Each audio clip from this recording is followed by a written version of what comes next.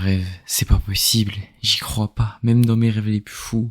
J'aurais jamais imaginé ça. Bonjour à tous, j'espère que vous allez bien. On se retrouve pour faire le débrief du match entre le Barça et le Bayern. Le Barça a battu le Bayern sur le score de 4-1. Non, vous ne rêvez pas. Non, ce n'est pas une blague. Le Barça a démoli le Bayern sur toute la durée du match quasiment. Juste avant de commencer, un grand merci à Gabin Design pour cette miniature. C'est grâce à lui qu'on peut avoir de si belles miniatures sur la chaîne. Donc je vous mets ses liens TikTok et Insta en description. N'hésitez pas à aller checker. Vous pouvez aussi aller le voir pour quelque chose de perso, il vous fera vraiment un travail de qualité. Le Barça a battu le Bayern 4-1. Le Barça s'est vengé de tant d'années de souffrance à prendre des 8-2, des 3-0, des 3-0, des 2-0, des 4-0, enfin des humiliations chaque match. Ça faisait 9 ans, on les avait pas battus, c'est pour vous dire la dinguerie, et là ça y est, le Barça les a battus sur le score de 4-1. Déjà vous m'auriez dit en début d'année quand on a eu le tirage, ouais le Barça va battre le Bayern, j'étais là, non c'est trop beau, genre j'étais trop heureux. Tu m'aurais dit le Barça bat le Bayern 4-1, je t'aurais rionné tellement j'y croyais pas. Comment c'est possible? Comment ça s'est arrivé? On était 6 fois supérieurs. Bon, on va directement commencer par le Barça. On va pas évoquer le Bayern parce que j'ai pas envie. Franchement, j'ai la flemme. Là, je suis trop heureux pour ça. On va commencer juste par le négatif côté Barça. Tout le score au bout de la première minute, ça c'est nickel. Et on reviendra sur ce sujet après. Mais par contre, à partir de ce but jusqu'à le second but de Kane, c'est dégueulasse. C'est horrible ce que tu proposes. Offensivement, il y a rien. C'est-à-dire que dès que t'avais la balle, on la perdait. On prenait la balle, on n'arrivait pas à la ressortir, on n'arrivait pas à faire une passe, le Bayern y récupérait la balle instantanément, le piège du hors-jeu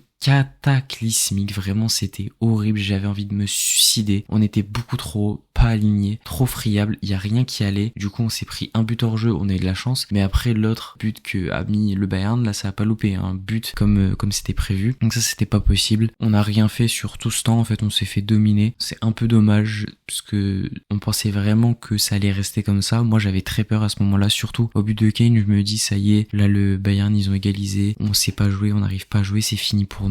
Et non. Et là, on va passer à la partie positive. Le Barça s'est directement réveillé. Tu prends un but alors que tu n'as pas joué durant tout le début de rencontre jusqu'à ce but, hormis la première minute, mais vas-y, ça compte même pas. Parce que t'arrives, tu mets un but au bout de 58 secondes grâce à Rafinha qui est bien lancé par Fermin Lopez. Honnêtement, t'es pas bon et pourtant tu fais une bonne réaction, t'as une bonne réaction, et oui, parce que directement le Barça reprend les devants, directement le Barça réattaque, la ligne du hors-jeu elle est mieux, la ligne de défense elle est moins friable, on récupère beaucoup plus de ballons, on reprend la possession, bref tout va mieux et il suffit d'un petit but de Lewandowski avec encore une fois une passe décisive de Fermin Lopez pour mettre le 2-1, Rafinha en contre-attaque qui met le 3-1 et son doublé, et enfin en seconde mi-temps t'as Rafinha qui met un troisième but, un triplé pour lui encore une fois sur une contre-attaque. Après, honnêtement, le Bayern, ils ont un peu essayé de revenir pendant 5, 10, 15 minutes. Ils ont essayé. Honnêtement, on n'a pas souffert.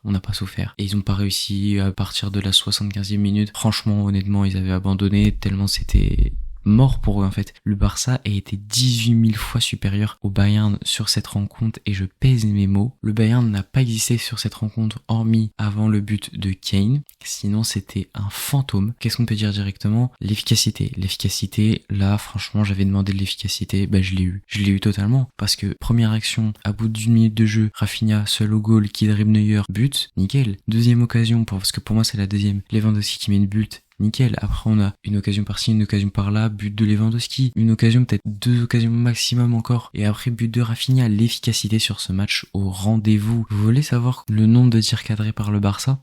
4. Combien de buts? 4.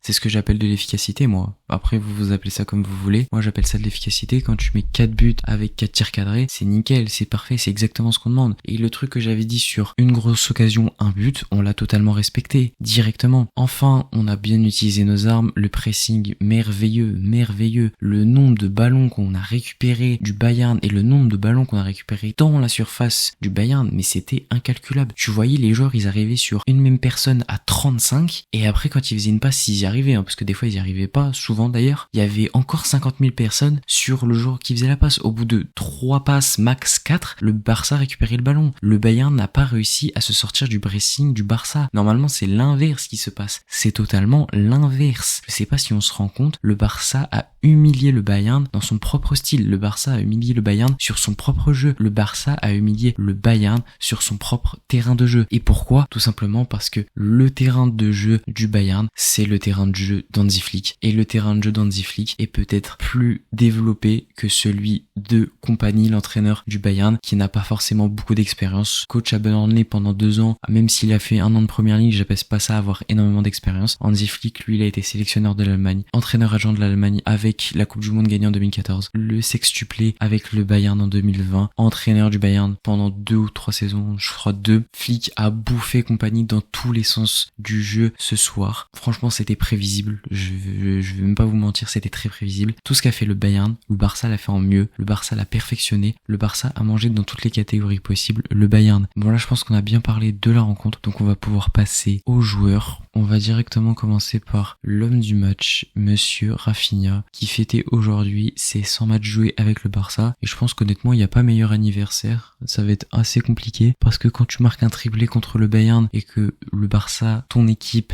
gagne sur le score de 4-1 le Bayern, bon, ça va être compliqué de faire mieux. Rafinha, encore une fois, magnifique. Capitaine parfait, en fait, limite. Même quand De Jong rentre, il aurait pu garder le brassard de capitaine. Il est directement venu voir De Jong et lui a directement donné le brassard. Donc, je sais pas. Il a tant d'amour pour ce club qui veut aucune dispute. Sur le match, encore une fois, c'est parfait. Déjà triplé. Toutes ces grosses occasions, il les a mises. Le nombre d'appels en profondeur de Rafinha est absolument effrayant. Et en plus, il convertit tout. Le 3e but, il était ultra compliqué, il la met quand même, toujours aussi combatif, il court partout, il fait du pressing tout le temps, l'ovation du public, totalement mérité, Rafinha, le GOAT en fait, le GOAT, Rafinha prochain ballon d'or s'il vous plaît, je sais pas quoi dire d'autre en fait, Rafinha il me fascine, comment tu peux passer d'un joueur pas voulu à un joueur qui est le meilleur de ton équipe peut-être, je sais pas, ça joue, en fait il y a tellement de bons joueurs au Barça que tu sais même plus quel est le meilleur, et en parlant de qui est le meilleur, on va directement passer à l'ailier droit de cette équipe, Lamine Yamal, qui a tout simplement détruit Alphonso Davies. Il y a un truc assez effrayant que j'ai remarqué, c'est que vers la 70e minute, t'avais l'impression que les capacités des Davies et de Lamine Yamal s'est inversé. Je m'explique. Alphonso Davies est un mec ultra rapide. Lamine Yamal non, mais il compense le fait de ne pas être forcément très rapide par ses dribbles. Sauf que sur ce match, Lamine Yamal a été plus rapide qu'Alphonso Davies. Alphonso Davies, je sais pas ce qu'il avait, mais il allait moins vite que Lamine Yamal. Et c'est pas par ses dribbles, hein, parce qu'il driblait même pas juste, il courait tout droit, il allait plus vite que Alphonso Davies. Je ne sais pas comment c'est possible, je ne comprends pas. Peut-être que Alphonso Davies avait des poids sur lui, il s'est dit tiens, je vais me compliquer un peu la tâche. Là ça, Lamine Yamal, zéro stat, mais c'est encore plus impressionnant de voir que Lamine Yamal, même avec un match avec 0 stat, il est tout simplement exceptionnel. Il a détruit tous les joueurs du Bayern, un par un, il leur a mis des contrôles, des coups du foulard, des dribbles, des petits ponts, il leur a tout fait, il leur a tout fait manger. C'est effrayant ce qu'il a fait. Lamine Yamal, encore une fois, un match de malade mental qu'il fait. Et s'il continue comme ça, peut-être Ballon d'Or l'année prochaine, qui sait. Il y a Rafinha, j'avoue, je sais pas. 3e joueur sur lequel on va parler, j'aimerais évoquer Fermín López. Quel match, je sais pas en fait c'est quoi son problème à ce type. C'est sa première titularisation, il revient de blessure, il a joué 20 minutes le match dernier, et pourtant, doublé de passes décisives, match énormissime. Le nombre de renversements, de passes de malade qu'il a fait, parce que le premier but, il trouve un intervalle de passes juste dingue. Fermín López, ça, en fait, je sais même pas comment on va faire. Comment tu peux dire, ouais, Olmo est titulaire, mais à côté, t'as Fermín López qui est aussi titulaire. Je sais pas. Les deux peuvent être titulaires, les deux doivent être titulaires. S'il vous plaît, venez, on change les règles du foot. On fait 11, 12, 13, 14 joueurs, 16 joueurs carrément. Comme ça, on peut faire jouer plein de gens. Je sais pas, Fermín López, vraiment incroyable. On va finir, on va évoquer un duo, parce que j'ai pas envie d'évoquer juste un joueur que j'évoque depuis 3-4 matchs d'affilée maintenant.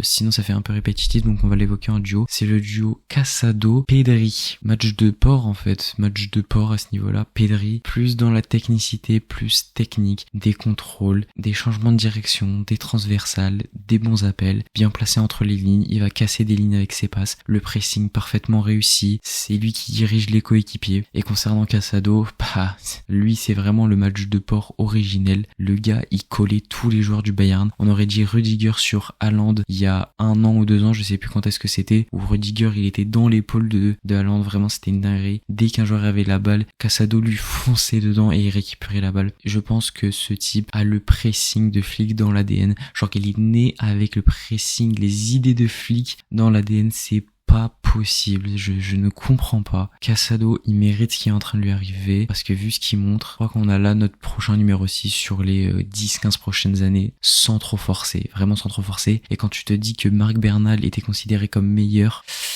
imaginez, on se retrouve avec Marc Bernal et Casado, on se dit, ah, qui on prend l'année prochaine, je sais pas, enfin, qui on met titulaire, allez, les deux. Voilà, on peut faire un double pivot avec les deux, enfin, là, on a trop de possibilités, ça devient incroyable, incroyable. Voilà, c'est la fin de la vidéo, j'espère qu'elle vous aura plu. Très content, même immensément content, je pense qu'on peut pas faire mieux pour cette victoire. On attend le Classico, si on gagne le Classico, là, on pourra être les plus heureux du monde, sans aucun conteste. N'hésitez pas à dire ce que vous pensez de la vidéo en commentaire, mais aussi ce que vous avez pensé du match. Comme d'habitude, n'oubliez pas de me follow sur tous les réseaux, que ce soit TikTok ou Insta où je republie des segments de mes vidéos, et TikTok il y a du contenu parallèle aussi. Et enfin, me suivre aussi sur Twitter. N'oubliez pas de liker la vidéo, de la partager, de vous abonner, d'activer la cloche, et moi je vous dis tchuss.